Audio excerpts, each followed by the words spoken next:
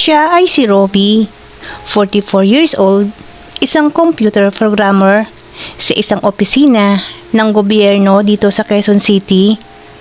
Hindi naman kagandahang lalaki, maitsura at dating sa mga kababaihan, lalo na nung siya ay binata pa. 4 na taon na silang kasal ng asawa niyang si Wendy, pero wala silang anak. Itinago ni Wendy kay Robbie na kailanman ay hindi niya ito mabibigyan ng anak dahil bata pa lamang siya ay may sakit na siya sa kanyang ovaryo at kung sakali man ito ay kanyang ikakamamatay. Si Wendy ay nag-iisang anak ng kanyang tatay at isang dating judge sa Bataan at ang kanyang nanay ay nasa States nagtatrabaho bilang isang secretary sa isang home for the agent. Mahal na mahal no ni Wendy si Robbie kung kaya't napikot to. Pagamat masasabi na napasubo lamang si Robbie nang pakasalan nito si Wendy dahil sa takot na rin sa kanyang pamilya. From a scale of 5 to 10, masasabing nasa 6.5 satisfaction ng kanilang pagsasama. Isang umaga, matapos maligo si Robbie para pumasok sa trabaho, laking gulat nito nang siya ay pumasok sa kwarto para magbihis. Nakahiga si Wendy sa kanilang kama, nakasuot ng mahabang polo na hindi nito isinara at walang suot na pambaba. Han, maaga pa. Mamaya ka na pumasok. Ayaw mo ba tong nakikita mo? Pangaakit ni Wendy. Hindi malaman ni Robbie ng kanyang gagawin, kung iiwas ba to o pagbibigyan ba ang paanyaya ng kanyang asawa. Tumayo na lamang si Wendy, agad niyang niyakap at siniil ng halik ang kanyang asawa. Enjoy na enjoy si Robbie sa ginagawang pagpapainit ng kanyang asawa, lalo na nang haplosin nito ang matigas na braso niya. Han, malilate ako. Kandautal na sabi ni Robbie. Mamaya na Han, isa lang. Itinulak ni Wendy si Robbie at ito ay napaupo sa ibabaw ng tukador. Gulat na gulat si Robbie sa ginagawang pagpapainit sa kanya ni Wendy, kung kaya't kahit alam niyang mahuhuli pa siya sa pagpasok sa trabaho, ay pinagbigyan niya na lamang to. Ano bang nakain mo at ganyan ka ka-aggressive ngayon? Tanong ni Robbie. Mahal na mahal lang kita, Han. At para silang bagong kasal sa mga ginagawa nila. Pinasaya ni Wendy si Robbie at agad nitong narating ang rurok ng kasiyahan. Agad nag-ayos si Robbie ng kanyang sarili at pumasok na sa trabaho. Kaya mo pa ba, Han? Oo naman. At ma-inspired akong pumasok sa trabaho ngayon. Ikaw ba? May pasok ka ba? Anong oras na? Hayaan mo nang malate ako. Ang importante, napasaya kita bago ka pumasok. Bago umalis si Robbie, pinawian niya ng isang matinding halik ang asawa. Sinamahan din niya ng pag-haplos sa katawan nito. Isang gabi, habang nagpapaantok ang mag-asawa, biglang iniba ni Wendy ang kanilang pinag-uusapan. Han, hindi ka ba nalulungkot na tayong dalawa lang dito sa bahay?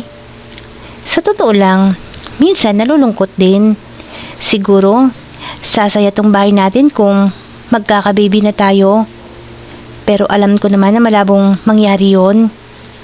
Napabangon si Robbie sa kanyang pagkakahiga. Teka nga, Han, may gusto ka bang sabihin? Nag-long distance kasi si Mami at dito na siya maninirahan. Han, alam mo naman na may ibang pamilya si Dad at wala siyang ibang pupuntahan kundi tayo. Tutal, wala namang gumagamit sa isang kwarto. Sabi ko dito na lang siya para rin naman may kasama tayo dito. Sandaling napaisip si Robbie. Han, alam ko na gusto mo na tayo lang dito sa bahay, pero iniisip ko rin si Mami. Wala siyang ibang matutuluyan kundi dito. Kung yan ang gusto mo, edi sige. Dito natin patirahin ng mami mo. Para rin naman, may tao dito pag wala tayo. Salamat, Han. Salamat at naintindihan mo ko. Matapos yun, mainit na siniil ng halik ni Robbie, si Wendy. Halos mag-init ang dalawa. Dali-dali silang nagsalo sa mainit na sandali. Tumating na ang araw ng pagdating ng mami ni Wendy na si Arya mula sa Amerika. Pagdating nila sa bahay, ipinakita ng mag-asawa kung saan ang magiging kwarto nito. Nang sila ay maghapunan, nakita rin ni Robbie ang tungkol sa kanilang bahay. Mami, pasensya na po. At hindi ganong maganda itong bahay namin. Okay lang po ba sa inyo na maiwan ditong mag-isa pag pumapasok kami sa trabaho ni Wendy? Naku, wag niyo akong alalahanin. Naiintindihan ko kayo. Okay lang kung sa araw, ako lang ang mag-isa dito. Sagot ni Arya. Hayaan mo ma. Sa linggo, mamamasyal tayo. At ibibili ka namin ni Robby ng TV para may paglibangan ka habang nasa trabaho kami. Kinabukasan, pag-uwi ni Wendy galing sa trabaho, may pasalubong ako sa inyo. Binilhan kita ng cellphone para kung sakali matatawagan mo kami o di kaya matatawagan mo kami in case of emergency. Mula nang dumating at tumira sa bahay nila, Robbie at Wendy ang mami ng kanyang asawa. Napapansin ni Robbie ang kakaibang pagtingin sa kanya. Madalas, nakatingin ang kanyang biyanan sa kanya na may gustong iparating. Madalas din itong magsuot ng maiiksing damit. Hindi rin ito nagsusuot ng pantas na panloob. Minsan, habang kumakain si Robin ng agahan at inaantay si Wendy na noon ay naliligo, lumabas si Arya na nakasando. Aninag na aninag ni Robbie ang katawan ng biyanan dahil wala itong suot na pantas na panloob. Umupo ito sa harapan ni Robbie. Hindi malaman ni Robbie ang kanyang gagawin sa mga sandaling yun. Good morning, Robbie. Asan na si Wendy? Tanong nito sa manugang. Naliligo po, Mami. Kanina pa ba? Anong oras na ba? Malilate na siya. Kanina pa nga po eh. Ipinasok ni Arya ang kanyang kamay sa kanyang suot na damit na parang kakamutin ang kanyang matayog na kayamanan. Gulat na gulat si Robbie sa kanyang nakita at habang kinakapot ng kanyang biyanan ang kanyang matayog na kayamanan ay binaba nito ang sando habang ito ay nakatingin sa kanya. Ramdam ni Robbie na nag-aalburuto ang init sa kanyang katawan habang pasulyap-sulyap o patingin-tingin sa biyanan. Ngunit pinilit nito na pigilan ng sarili. Alam ni Arya na napapasulyap ng tingin ng manugang sa kanya. Lumingon muna sa banyo si Arya. Gusto mo bang makita ang kinakamot ko? Mapang-akit na tanong ni Arya at tanong sa manugang. Hindi malaman ni Robbie ang kanyang isasagot sa sinabi ng biyanan. Ngumiti na lamang si Robbie sa kanyang biyanan. Hindi nagtagal, lumabas na rin si Wendy sa banyo. Isang gabi, habang nasa mainit na sandali ang mag-asawa. Han, higa na tayo. Agad inalis ni Wendy ang kanyang damit. Hindi ito matiis ni Robbie kung kaya't agad niyang sinunggaban ng isang mainit na halikang asawa. Pinasaya nila ang isa't isa matapos magsalo sa mainit na sandali ang mag-asawa. Ay hindi muna sila natulog. Nagkwentuhan muna. Han, napapansin ko lang nitong mga nagdaang araw, masyado kang aggressive. Ano bang meron sa'yo? Han, hindi ko nga rin alam eh kung paano ko umpisahan. Bakit? Ano ba yun? Naalala mo ba yung sinabi ko sa'yo na pina-applyan ako para mag-training abroad? Oo, bakit? natanggap ako. Pinakamatagal na ang 5 buwan. Han, alam kong matagal mo nang hinahantayan pero masyado atang matagal ang 5 buwan. Sa mga nalalabing magkasama ang mag-asawa, hindi nila pinaligpas ang 1 linggo na hindi sila nagminiig, ngunit palagi nabibitin ng dalawa. Parang marunong manghula ang kanyang biyanan. Pag malapit na sila sa rurok ng kasiyahan, biglang kakatok sa kanilang kwarto ang biyanan, kung kahit pareho itong bitin. Minsan, habang naghihintay si Robbie kay Wendy sa kanilang bahay, nanonood ito ng TV, nang biglang lumabas ng kanyang kwarto si Arya. Nakasando to at parang isang panloob na pambaba lamang ang kanyang suot. Umupo ito sa kanyang tabi. Robbie? Si Wendy. Wala pa nga po, Mami. Alam ni Arya na init na ang kanyang manugang sa mga sandaling yon dahil napapansin nito na iba na ang tingin sa kanya. Napatingin si Robbie sa pintuan habang hinihantay niyan dumating si Wendy. Parang sinasadya ni Arya na pag-initin ng manugang kung kaya't ito ay pumwesto sa pintuan. Habang nakatayo si Arya sa pintuan, pinagmamasdan siya ni Robbie. Napagmasdan niya na kahit may edad na ang kanyang biyanan, maganda pa rin ang pangupo nito. Tumayo ng bahagya si Robbie at doon niya nakita ang matayog na kayamanan ng biyanan. Sa mga sandaling yon, gusto niyang angkinin ng biyanan. Ngunit paano? Paano niya mailalabas ang init ng kanyang katawan na kanyang nararamdaman sa biyanan? Gusto niyang angkinin ng biyanan sa mga sandaling iyon. Ngunit alam niya, malapit na dumating si Wendy. Iniisip din niya na kung pipilitin niyang may mangyari sa kanila ng kanyang biyanan, ay baka palabasin pa siya na ginahasa niya to. Dumating na ang araw ng pag-alis ni Wendy.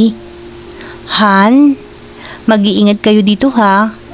Huwag mong pababayaan si Mami. Pilin ni Wendy. Oo naman, Han. Ikaw din dun ha. Mag-iingat ka. Salamat, Han. Sa mga paglipas na mga araw, ang magbiyanan na lang ang nasa bahay. Nilalabanan ni Robbie ang tukso ng kanyang biyanan. Kung siya ay nasa bahay, ay nagkukulong lang ito sa kwarto. Isang gabi, habang naghahaponan sila na magbiyanan, lalong napapansin ni Arya ang mga kaibang tingin sa kanya ni Robbie. Kumusta naman ang araw mo sa opisina, Robbie? Okay naman po. Kayo po, kumusta po ang araw nyo? Ayun, the unusual thing. I spend my day sa panonood ng TV, matulog, nakakaboard, wala kang kausap. Ayoko namang mamasyal sa mall na mag-isa. Ikaw, kumusta naman trabaho mo? Busy maghapon, Mami. Ilang buwan na rin akong stress. Wala si Wendy. Namimiss ko na nga si Wendy. Ano naman ang namimiss mo sa anak ko?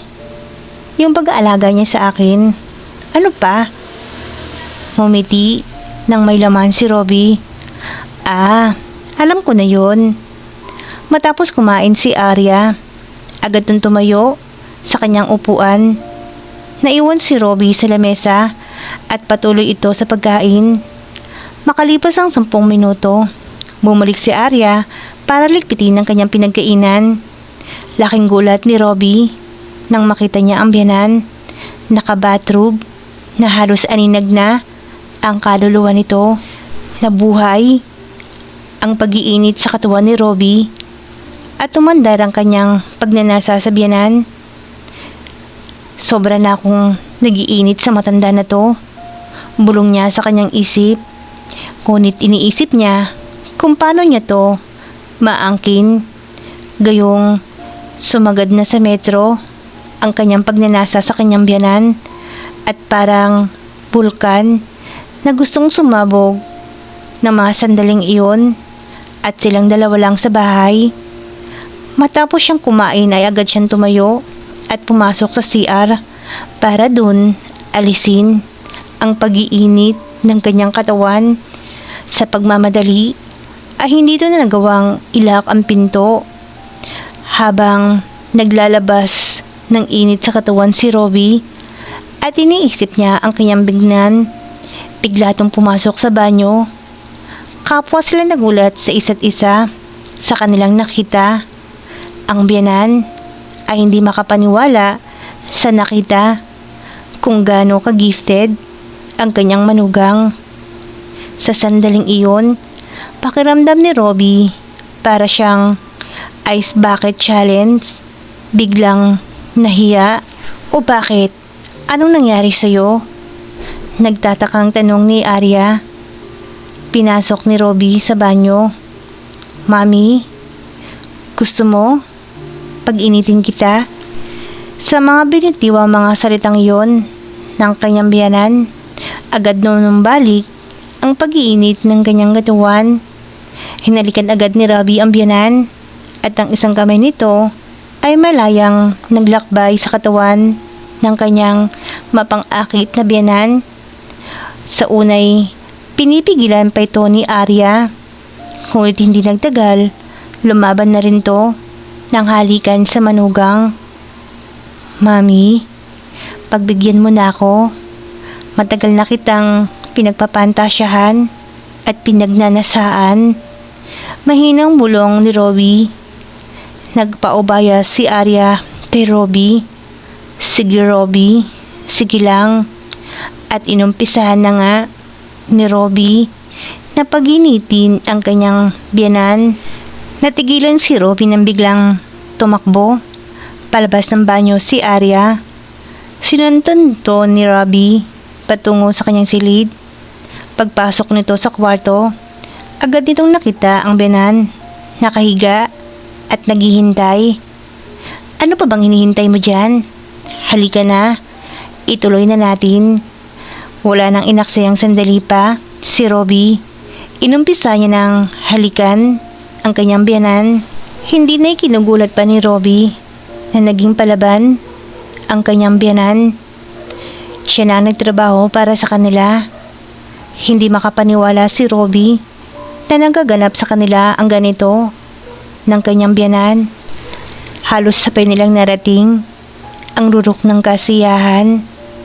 Matapos nilang magsalo sa mainit na sandali, ay nagyakap ang dalawa at nag-usap. Alam mo ba na sa tuwing nagdinig kami ni Wendy at malapit na naming marating ang rurok ng kasiyahan, nabibitin ako dahil sa'yo, dahil sa pangi-istorbo mo, sabi ni Robbie. Alam ko yun at sinasadya ko. Na ano? Robbie naman, mula nang dumating ako dito, ikaw lang ang nasa isip ko at gusto ko makita ka araw-araw. Hindi mo ba napapansin? Mula nang dumating ako dito, lagi kitang inaakit sa pamamagitan ng pagsusuot ng mga maiigsing damit. Aaminin ko, gustong-gusto kong magpaangkin sa'yo simula ng araw na umalis si Wendy at kahit nung andito pa siya. Pero baka manliit ang respeto mo sa akin kung akong mauunang magsabi o gumawa ng paraan. Paglalahad ng katotohanan na nararamdaman ni Arya. Sa totoo lang, Mami, mula nang umalis si Wendy, ikaw ang nasa isip ko. Ikaw ang lagi kong pinagnanasaan. Noon pa kita gustong angkinin, pero nag-aalangan ako. Kung pipilitin kita, baka kasuhan mo ko o di kaya naman isumbong mo ko sa asawa mo. Kaya nga palagi ako nagsusuot ng maiksing damit dahil gusto kitang akitin. Yumakap na maigpit si Arya kay Robbie. Sabay halikan muli. Hindi mangyayari yon. Ipangako mo sa akin na kung magniniig man kayo ni Wendy, ako ang isipin mo. Ako ang bahalang gumawa ng paraan para makapasok ka dito sa kwarto ko sa tuwing magniniig kayo ni Wendy o di kaya sa tuwing gusto mo kong angkinin. Matapos yun, Nakatulog na ang dalawa habang magkayakap ng mahigpit.